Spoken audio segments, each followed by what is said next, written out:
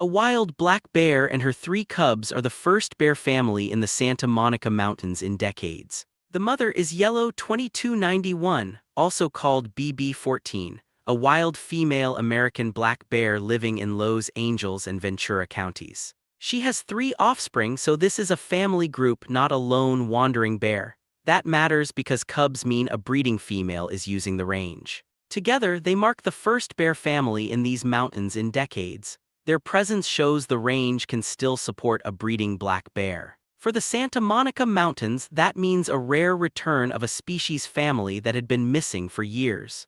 4 bears now share a landscape between Los Angeles and Ventura counties. Ambem, a male western lowland gorilla, walked upright for a sustained stretch in a 2011 viral video. The footage was taken at Port Lympne Wild Animal Park in Kent, England. His stride looked human because he kept his torso lifted and moved forward on 2 legs. Primates can briefly use bipedalism, which means walking on 2 legs. Ambem's unusual part was the length of time he kept doing it. That made the clip stand out from the short spurts experts usually see. The movement was sustained enough to look deliberate and steady.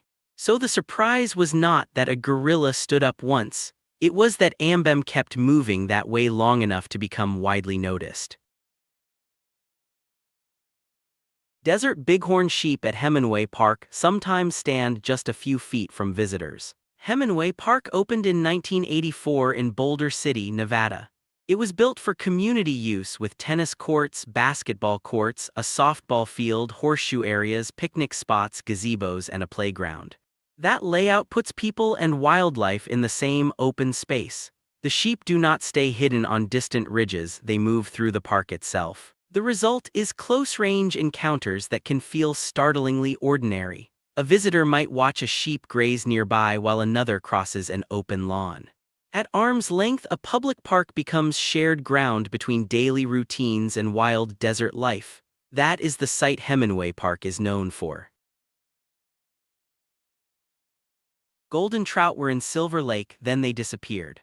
Silver Lake is in Whatcom County, Washington, north of Maple Falls. It sits between Red Mountain and Black Mountain. The lake drains through Maple Creek into the North Fork Nooksack River. That connection links the lake to a larger watershed. When the trout disappeared, Silver Lake lost a fish once associated with that water. The lake's living community changed. A quiet disappearance leaves a different story behind. Silver Lake still sits between its mountains, but one species is no longer part of it. Larch dwarf mistletoe fires its seeds almost 100 kilometers an hour. This plant grows on larch trees, where it lives close enough to launch its seeds into the surrounding forest. Instead of dropping passively, the seed cases burst open and eject the seeds outward in a sudden release. That burst gives the seeds enough speed to reach nearby trees and continue the parasites spread through the stand. A tiny seed becomes a fast-moving projectile, turning one infected branch into a source for the next tree. 4 tropical cyclones were active at once in the western Pacific in November 2024.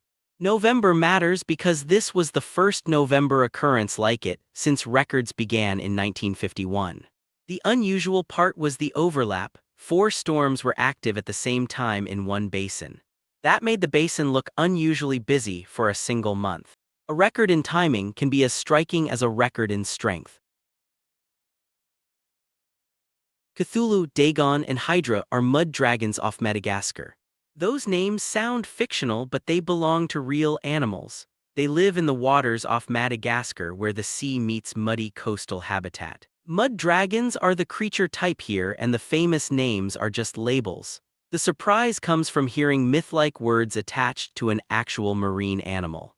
That contrast makes the animals easy to remember. A name that sounds legendary now points to a real place on Madagascar's coast. So when you hear Cthulhu, Dagon, or Hydra in this context, you are hearing mud dragons, not monsters. The real image is a small marine animal in a muddy shoreline world. A sea of mega solar farms in Kushiro, Hokkaido has drawn environmental concern.